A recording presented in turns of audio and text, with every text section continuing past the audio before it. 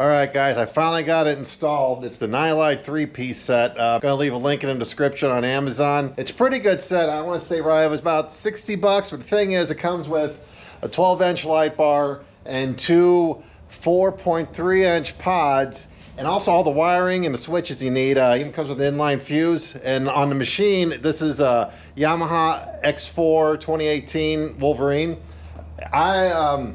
We were running it just with the light on top alone. It's amazing. And what I want to show you is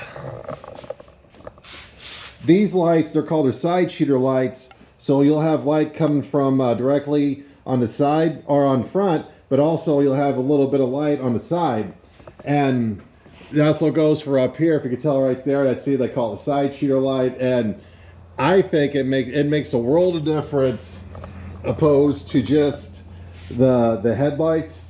All right, so this is a 12-inch, like I said, this is a 12-inch kit. We have it mounted to the roof, so I don't think it's not going anywhere. I mean, unless I roll the machine. The bike really didn't need a whole long, for the way we ride, I don't think it really needed the big one across, because riding, like I said, when we were riding with just this one, this was a world of difference.